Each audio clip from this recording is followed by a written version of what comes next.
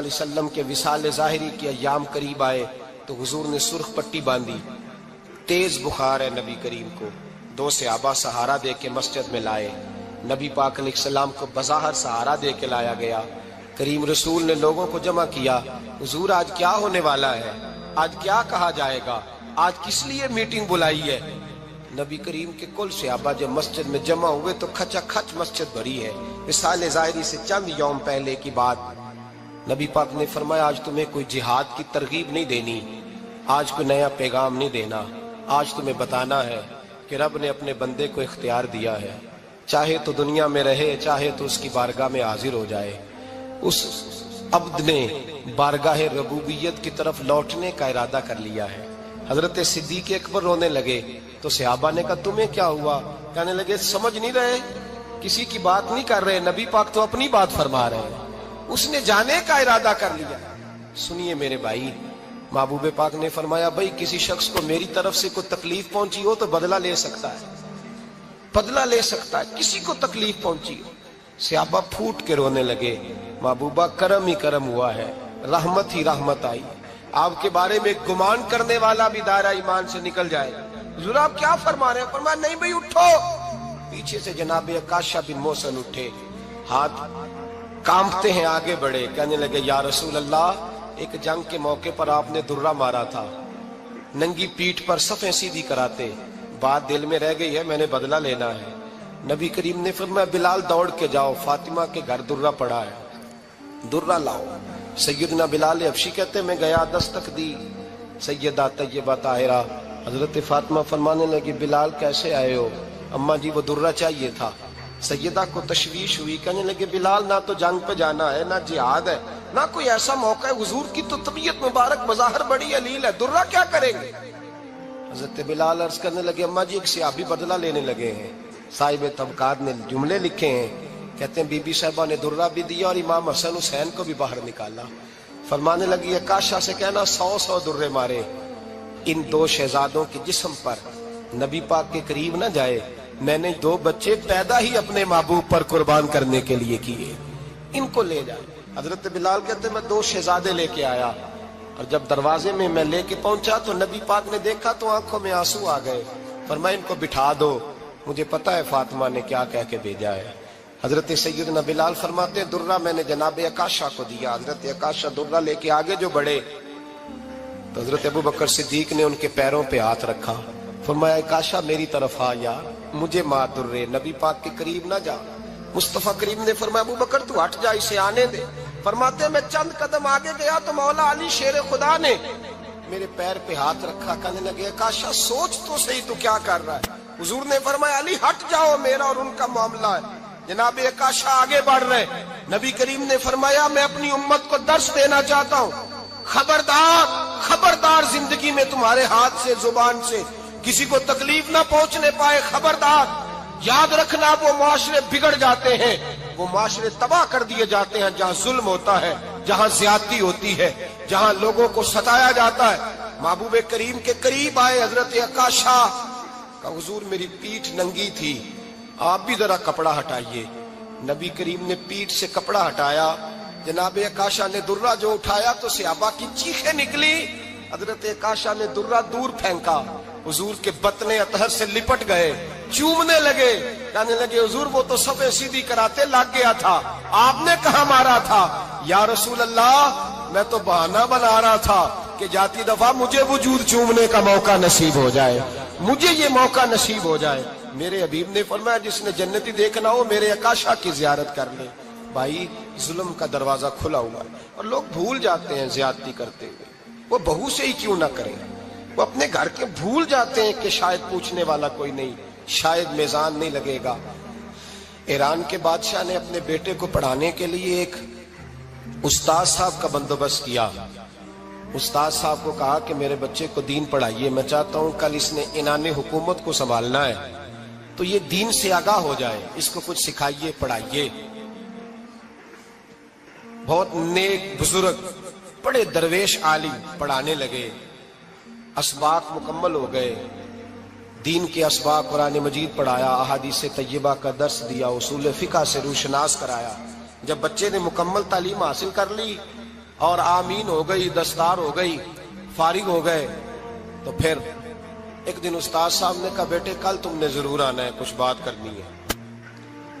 شہزادہ گیا ملنے استاد صاحب سے، استاد صاحب نے کنڈی لگا لی، ہاتھ میں درہ پکڑ لیا، مار مار کے پورے وجود کو زخمی کر دیا، کوئی غلطی نہیں، کوئی بات نہیں، مارا۔ اب بچہ آیا آ کے بادشاہ سلامت سے کہا کہ ابا جی سمجھ نہیں آئی، بڑا مارا ہے استاد۔ تو سیانے تھے نا بادشاہ، یہاں تو قاری صاحب روز کٹہرے میں کھڑے ہوتے ہیں، مولوی صاحب آپ نے میرے بچے کو کیوں مارا ہے؟ آپ 8,000 کے مولوی ہیں، میرا کئی کروڑ کا بچہ ہے، سویرے بدل لیں گے، خبردار آپ نے بچے کو ہاتھ لگایا، اپنی حیثیت میں رہے معاذ اللہ۔ جو قومیں استادوں کو کٹہروں میں کھڑا کرتی ہیں وہ ترقی نہیں کر پاتی، جو استادوں کو کٹہروں میں روز کھڑا کرتے ہیں۔ کہا ابا جی بڑا مارا ہے، تو والد بڑے سمجھدار تھے، کہنے لگے بیٹا استاد باپ ہوتا ہے، وہ زیادتی نہیں کرتا، کوئی بات ہوگی، میں تیرے استاد کو کٹہرے میں نہیں بلاؤں گا۔ اماں سے بات کی، اماں کہنے لگی بیٹا میں تیرے باپ سے کیسے بات کروں، ڈرا تھا۔ وقت گزر گیا، 22 سال بیت گئے، 22 سال گزر گئے، بادشاہ کا انتقال ہوا، شہزادہ تخت پہ بیٹھا، پہلا حکم یہ دیا کہ میرے استاد کو بلاؤ، پہلا حکم۔ استاد جی بوڑھے ہو گئے تھے، چھڑی کے اوپر ٹیک لگا کے آئے اور بھویں سفید ہو کے جھک گئی تھیں، یوں آنکھ کھول کے بڑی مشکل سے دیکھا، کہنے لگے شہزادے حکم ہو۔ کب میں شہزادہ نہیں، اب میں بادشاہ بن گیا ہوں۔ استاد جی 22 سال بیت گئے، آپ نے مارا تھا، پر وہ درد چونکہ زیادتی کی تھی، میرا قصور کوئی نہیں تھا، تو نہ میری روح سے درد گیا ہے نہ میرے جسم سے گیا ہے، میں بے اختیار تھا، پوچھ نہیں سکتا تھا، آج با اختیار ہوا ہوں۔ سب سے پہلے پہلا حکم آپ کو دیا، بلایا ہے، بتائے کیوں مارا تھا، کیوں مجھے مارا تھا، میری زیادتی بتائے۔ تو استاد، بوڑھے استاد کی آنکھیں آنسوؤں سے بھر گئی، کہنے لگے بیٹے بس آج کے دن کے لیے مارا تھا، یہ جو دن آ گیا نا میری زندگی میں اس لیے مارا تھا، یہ میں چاہتا تھا میری زندگی میں وقت آئے، آج کے بس میری مراد پوری ہو گئی۔ کہا صاحب کس لیے، مجھے بھی سمجھائے۔ آپ فرمانے لگے کتنی دیر ہو گئی تجھے مار کھائے ہوئے، کتنا زمانہ بیت گیا؟ کہنے لگا 22 سال۔ فرمایا زخم بھولے تو نہیں، درد ختم تو نہیں ہوئی، تمہیں بات 1 منٹ کے لیے بھی تمہارے حافظے سے محو تو نہیں ہوئی؟ کہا استاد جی روز رات کو یاد آتی، روز خیال آتا تھا۔ استاد کہنے لگے بھائی تو بے اختیار تھا، پوچھ نہیں سکا، 22 سال تجھے یاد رہا، مجھے پتا تھا تو ایک دن حکمران بنے گا، میں نے تجھے اس لیے مارا تھا کہ بیٹے یاد رکھنا، کسی پہ ظلم نہ کرنا، اگر تجھے 22 سال تک یاد رہا ہے تو جس پر تو ظلم کرے گا اسے بھی قیامت تک یاد رہے گا، اور یہ یاد رکھنا تو آج با اختیار ہوا تو تو نے مجھے بلا لیا ہے، قیامت کے دن غریب با اختیار ہو جائیں گے، مظلوم با اختیار ہو جائیں گے، وہ با اختیار ہوں گے، للہ الواحد القہار، رب کریم کی بارگاہ کے اندر ان کا اختیار ہوگا، اکیلے اللہ کی حکمرانی ہوگی، پھر وہ بلائیں گے بڑے بڑے کج کلاہ، دنیا میں جن کی پگڑیاں اونچی تھیں وہ سر جھکائے کھڑے ہوں گے، دنیا میں جو ڈکٹیٹر بنتے تھے ان کی پشتیں لال ہوں گی، ان کو غدار لکھا جائے گا، قیامت تک نہیں بھولے گا۔ ظلم کرنا تو سوچ سمجھ کے کرنا، اتنا کرنا جتنا تم سہ سکتے ہو، اتنی زیادتی کرنا جتنی قیامت میں تم برداشت کر سکتے ہو۔ میرے نبی کریم صلی اللہ علیہ وسلم نے فرمایا ظلم سے بچو، یہ قیامت کے اندھیروں میں سے ایک اندھیرا ہوگا، زندگی میں زیادتی نہ کریں، اگر تھوڑی دیر کے لیے کوئی چیز برداشت کر جائیں گے تو وہ فائدہ دے جائے گی، کچھ دیر کے لیے اگر سہ جائیں گے تو نفع مل جائے گا، سہنے کی کوشش کریں لیکن زیادتی نہ کریں، نظر کو، سوچ کو، ذہن کو پاک رکھیں، اور میرے بھائی زندگی پوری ظلم سے بچیں، زیادتی سے بچیں۔ امیر المومنین حضرت جناب سیدنا عمر فاروق رضی اللہ تعالیٰ عنہ رات گھر میں تھے تو رونے لگے، بڑی دیر تک روتے رہے، والدہ اٹھی تو صاحبزادے سے کہنے لگی پتہ کرو تمہارے باپ کو کیا مسئلہ ہے۔ شہزادے آئے، کہنے لگے امیر المومنین والد گرامی کیا ہوا؟ تو حضرت عمر فاروق کہنے لگے بیٹا اپنی اماں کو بلاؤ۔ والدہ آ گئی، کیا بات ہے، کچھ طبیعت خراب ہے تو حکیم کا بندوبست کیا جائے۔ تو حضرت عمر کہنے لگے کچھ بھی نہیں، آج مسجد سے نکلا ہوں تو نبی پاک کے صحابہ میری تعریفیں کر رہے تھے۔ یہ حضرت فاروق اعظم کے وصال کے قریب کے دن ہے، تعریفیں تو حضرت یہ رونے کی بات ہے کہ خوش ہونے کی؟ آپ فرمانے لگے نہیں، سوچتا ہوں बाहर तो मैं अच्छा रहा हूं, पता नहीं घर में ही कोई ज्यादती ना हो गई हो, पता नहीं तुम्हारे साथ भी मेरे मामला ठीक थे कि नहीं। सहाबा तो तारीफ करते हैं, रो रहा हूं तुम्हारी वजह से ही ना उलझ जाऊं, बीवी ही ना कहे मेरा हक ही अदा नहीं किया।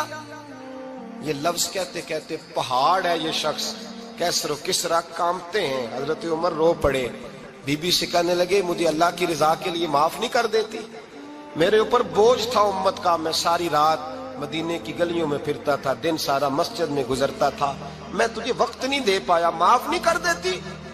तो ज़ौजा कहने लगी नहीं उमर, मैंने भी जिंदगी में अपना कोई सुख चैन नहीं देखा, कोई चाव पूरा नहीं किया, मैं कैसे माफ कर दूं, मैं नहीं माफ करती। हजरत उमर जमीन पे बैठ गए, रोने लगे, कहने लगे चल माफ कर दे। कहने लगी एक वादा करो, कयामत के दिन रब करीम की बारगाह में मेरी सिफारिश करोगे, अल्लाह की बारगाह में अर्ज करोगे कि अल्लाह अच्छी थी, मुझे कपड़े धो के देती थी, रोटी पका के देती थी, मेरी इज्जत की मुहाफिज थी। जनाब उमर कहने लगे तेरे साथ वादा है, रब अपने फजल से उमर को जन्नत देगा तो उमर तुझे जन्नत में साथ लेकर के जाएगा, तेरे साथ वादा है। अरे भाई, जिनके दिलों में एहसास था कि हमसे कोई ज्यादती ना हो जाए किसी जगह, वो तो यहाँ तक मामला करते थे, यहाँ तक उनका ख्याल रहता था। अजीजों, एक तो नजर में हया पैदा करें, वालिदैन की बहुत बड़ी जिम्मेदारी है। लाखों बच्चे मर्जी की शादियां कर रहे हैं, हजारों घर उजड़ रहे हैं। ये वो वाला जहर है जो हर घर में तेजी से फैलता चला जा रहा है। पहले हम कहते थे कि बच्चा बाहर ना निकले, अब कहते हैं अल्लाह कहीं मोबाइल लेके तन्हा ना बैठ जाए, कहीं तन्हा ना बैठ जाए। क्या बनेगा इसका अगर ये गंदगी और ये ऐसा नशा है जो उजाड़ के रख दे। बुखारी शरीफ में हदीस है, काज़ी अय्याज़ मालिकी रहमतुल्लाह अलैह ने बड़ी तफसील से लिखी है। रावी हज़रत अनस बिन मालिक हैं। एक बंदा बड़ी दूर से आया नबी पाक सल्लल्लाहु अलैहि वसल्लम की ज़ियारत के लिए, बड़ी दूर से। अरब के जो सरदार होते थे उनके बड़े नाज नखरे होते थे, वो खैर आज भी हैं। प्रोटोकॉल का माहौल आज भी, यानी वजीर साहब के आगे दो चार गाड़ियां ना हो तो उनको मज़ा ही नहीं आता। पुलिस वाले आगे पीछे भागें तो हालांकि उनको नहीं पता कि जो पुलिस वाले आगे पीछे भाग रहे हैं ना, ये हुकूमत बदली तो गिरफ्तार करने भी इन्होंने ही आना है, लेकिन वो बड़ा मज़ा आता है जब लोग गाड़ी के पीछे भागते हैं। क्या बात है जनाब, बड़ी बात। और हमारी तबीयतों में पता नहीं कौन सी। तो नबी पाक सल्लल्लाहु अलैहि वसल्लम की खिदमत में वो शख्स बड़ी दूर से आया। तो अरब के बादशाहों का मिजाज था, प्रोटोकॉल बड़ा चाहते थे। उनका तो ये तरीका था कि हुक्मरानी करनी है जैसे भी हो। अगर किसी गुलाम ने धूप में बंधा रह गया, ऊंट और छांव में नहीं बांधा तो दुर्रे मारते थे, और अगर उसने खोल के बांध दिया तो फिर भी मारते थे। कहते थे इतना सियाना हो गया तो उन्हें पूछा ही नहीं, खुद ब खुद ही बांध दिया। वो शख्स हुजूर की बारगाह में आया और बहुत सारे लोगों के पास क्योंकि वो जाता था अपने सरबराह का पैगाम लेके, तो वो कांप रहा है जब हुजूर की बारगाह में गया, डर रहा है। अब जरा बात को समझना, नबी पाक सल्लल्लाहु अलैहि वसल्लम ने उससे फरमाया क्यों डरते हो, सादा आदमी है, देहाती है, बद्दू है। अल्लाह के रसूल ने थप की दी, क्यों डरते हो? तो कहते हुजूर मुझे आदाब नहीं आते और मुझे डर आता है, कोई बात अगर ऐसी हो गई, आप मदीने की हुकूमत के सरबराह हैं, तो कहीं आप नाराज ना हो जाएं। हजरत अनस बिन मालिक फरमाते हैं बात कहाँ की थी, पहुंच कहाँ गई।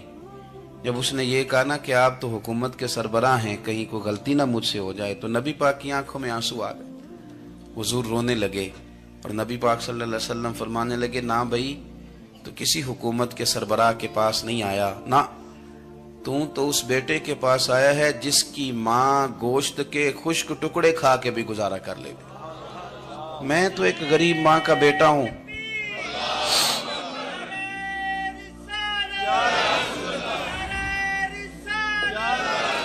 भाई अगर आपका ये ज़ौक बन जाए, देखो ना आज तो लोग भूल जाते हैं ना, कपड़े बदल लेते हैं तो वो समझते हैं कि शायद सारा कुछ ही बदल गया। यानी गांव से आकर पढ़ने वाले भूल ही गए हैं कि किसकी माँ ने कितना जेवर बेचा था। लोग भूल जाते हैं चीज़ों को। अपने माजी को याद रखें, आप लोगों के साथ प्यार करें, आप लोगों को मौका दें, आप थोड़ी सी और कोशिश करें उस शख्स तक जाने की जो आपको मायूस नजर आ रहा है, परेशान नजर आ रहा है। ये हमें मिलाद वाले महबूब सल्लल्लाहु अलैहि वसल्लम ने दरस दिया। एक और पहलू, हुजूर सैयद आलम सल्लल्लाहु अलैहि वसल्लम ने, हमारे यहाँ ना अभी भी बरादरी की तकसीम है, अभी भी, اور کچھ میں نے ایسے کمزور لوگ بھی دیکھے. یہ اس طرح کی حرکتیں ہارے ہوئے لوگ کرتے ہیں. ہارے ہوئے لوگ جو اپنے آپ کو سمجھتے ہیں کہ میں کوئی بڑا آدمی ہوں. بڑا آدمی تو اپنے اخلاق سے ہوتا ہے, اپنے کردار سے ہوتا ہے, اپنی سخاوت سے ہوتا ہے, لوگوں سے پیار کرنے سے ہوتا ہے. باقی یہ کہ بیٹھ کے کہانی سنانا کہ میں بڑا کچھ کرتا ہوں, تو جو کچھ کرتا ہوتا ہے اسے سنانے کی کوئی ضرورت. ایک اور بہت سارے لوگ آپ تعزیت کرنے جائیں نا والد کے انتقال کے بعد, تو ان بیچاروں کو بتانا پڑتا ہے کہ ابا جی میرے بغیر دوائی نہیں کھاتے تھے. تو میں کہتا ہوں اگر تیرے بغیر نہیں کھاتے تھے پھر بتانے کی ضرورت نہیں, پھر تو سارے گاؤں کو پتا ہوگا کہ تیرے بغیر نہیں کھاتے تھے. اور اگر کوئی دال میں کالا ہے تو پھر تیری وضاحت کوئی بندہ قبول نہیں کرے گا.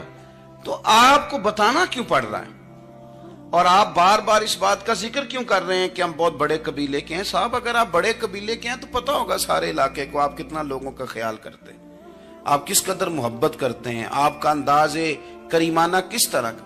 پھر آپ کو بتانے کی کوئی ضرورت نہیں ہوتی, پھر خود بخود خبر ہوتی. حضرت سیدنا ابو ذر غفاری رضی اللہ تعالیٰ عنہ, قبیلہ بنو غفار ایک بڑی شاخ تھی قبیلوں میں سے. جو لوگ اس زمانے میں مالدار قبیلوں سے تعلق رکھتے تھے ان میں سے ایک بڑا نام تھا. ساری زندگی چودراہٹ کی, لیکن میلاد ایک انقلاب کا نام ہے.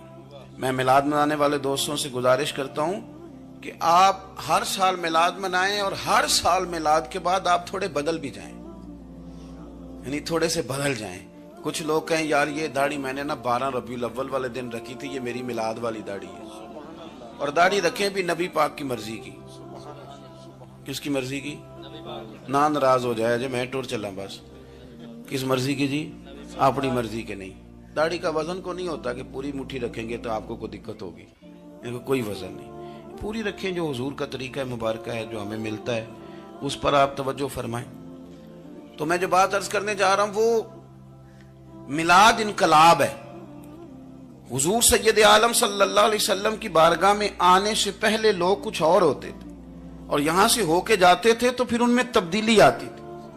میں سارا دن کرامتیں سناؤں نا کسی کو اپنے پیر صاحب کی, اور اپنے گھر میں بھی کہ میرے حضرت بڑے, میرے استاد بڑے, لیکن بیوی کے ساتھ اگر میں ترش لہجے میں بات کروں گا تو وہ کہے گی یہ سکھاندے نے تینوں پیر صاحب. دوست کہیں گے یہ سکھاتے ہیں آپ. تو آپ کی کہانیاں نہیں چلتی, آپ کا کردار چلتا ہے. حضرت ابو ذر غفاری رضی اللہ تعالیٰ عنہ فرماتے ہیں چونکہ میں چودھری تھا, سیدنا بلال حبشی رضی اللہ تعالیٰ عنہ کے پاس میں بیٹھا تھا. کسی بات میں بات آگے بڑھی اور بڑھتے بڑھتے بات شکرنجی تک چلی گئی. رائے کے اختلاف نے باتوں میں تلخی پیدا کر دی, اور جب تھوڑے لفظ اور تیز ہوئے تو میں نے انہیں کہہ دیا چپ کر, تو ابشن کا بیٹا ہے. کس کے بیٹے تھے حضرت بلال؟ کہتے ہیں جب انہوں نے مجھے کہا تو میرا دل بڑا ٹوٹا, لیکن میں نے ارادہ کیا کہ میں نے حضور کی بارگاہ میں نہیں عرض کرنی. اب ہر بات کی ہم حضور کی بارگاہ میں شکایت کریں. لیکن میں جا کے مسجد میں بیٹھا, اور جب سرکار آئے نا, ارادہ نہیں تھا کہ عرض کروں گا, لیکن حضور کا چہرہ دیکھا تو دکھ میرا خود ہی تازہ ہو گیا. رونے کا بھی تو تب ہی مزہ آتا ہے نا کوئی اپنا ملے تو. فرماتے ہیں کہ میرے آنسو نہ بغیر اختیار کے چھلک پڑے, اور میں کھل کے روئے, کھل کے. قربان جاؤں محبوب کے بھی حضور نے پاس نہیں بلایا, بلکہ نبی پاک اٹھ کے خود میرے پاس آئے اور مجھے کندھوں سے پکڑ کے سینے سے لگایا. اور جب میں کھل کے رو لیا تو حضور میرے آنسو پوچھنے لگے. کچھ شعر ایسے ہوتے ہیں جو کسی نے کہے ہوتے ہیں, اور کہنے والا جو ہوتا ہے وہ صاحب حال ہوتا ہے, تو اس میں کچھ خوبصورتی زیادہ ہی ہو جاتی ہے. ایک پنجابی کے شاعر ہمارے گجرات میں گزرے, بزرگ تھے, ان کا ایک شعر ہے, وہ کہتے ہیں ایک واری میری آنکھیاں چوں اونا نے اتھرو پونجے سن. ایک واری میری آنکھیاں چوں اونا نے اتھرو پونجے سن, ہن تے چسکا پہ گیا رونے دا. ایک واری میری آنکھیاں چوں اونا نے اتھرو پونجے سن, ہن تے چسکا پہ گیا رونے دا, تے ہر ویلے آہو زاری دا. تو میں روز رونے لگا ہوں, مزہ ہی بڑا آیا ہے جب سے محبوب نے چپ کرانا شروع کیا میرے عزیز. اور پھر حضرت بلال حبشی رضی اللہ تعالیٰ عنہ چونکہ حضور کے غلام تھے, اور انہیں پتا تھا کہ سرکار میری ناز برداری کرتے ہیں, حضور نے چپ کرایا. فرمایا کیوں روتے ہو؟ تو عرض کرنے لگے یا رسول اللہ صلی اللہ علیہ وسلم, اگر میں ابشن کا بیٹا ہوں تو میری تو غلطی کوئی نہیں نا, یہ تو تقسیم اللہ کی ہے نا. الذی خلقک فسواک فعدلک فی ای صورت ما شاء رکبک. جس طرح وہ چاہتا ہے، جس کو چاہتا ہے اس طرح کی اس کی صورت بنا دیتا ہے. تو مجھے ابشن کا بیٹا کہا جاتا ہے، میری غلطی کیا ہے؟ حضرت بلال نے بھی نہیں بتایا کس نے کہا. لیکن نبی پاک صلی اللہ علیہ وسلم نے کیا فرمایا؟ امام یوسف صالحی نے لکھا ہے، ذرا غور کرنا بات پر. تسلیاں لوگ اور رنگ میں بھی دیتے ہیں، پر یہ تسلی بڑی انوکھی ہے. حضور فرمانے لگے، بلال اگر تو ابشن کا بیٹا تو پریشان کیوں ہوتا ہے؟ کالے رنگ والی ماں کا بیٹا ہے تو پریشان کیوں ہوتا ہے اگر تیری والدہ کا رنگ کالا ہے تو؟ عرض کی، حضور آپ کیا فرمانا چاہتے ہیں؟ تو سرکار فرمانے لگے، میں دو ماؤں کا بیٹا ہوں. ایک جناب آمنہ جنہوں نے مجھے پیدا کیا، اور ایک حضرت ام ایمن جنہوں نے میری پرورش کی، مجھے بڑا کیا. حضور فرمانے لگے، میری ماں آمنہ کا رنگ گورا تھا اور میری ماں ام ایمن کا رنگ کالا ہے. تو فرمایا، اگر تجھے کسی نے کالے رنگ والی ماں کا بیٹا کہا تو اسے کہہ دینا مدینے والی محبوب کے بھی تو ایک والدہ کا رنگ کالا ہے، تو کہہ دینا. حضرت بلال کہتے ہیں کہ وہ اس طرح کی تسلی تھی، طفل تسلیاں نہیں جس طرح کی ہمیں دی جاتی، وہ اس طرح کی خوبصورت تسلی تھی کہ اس کے بعد میرا دل ایسا ٹھنڈا ہوا، پھر کسی کا تانا نہیں رہا. پھر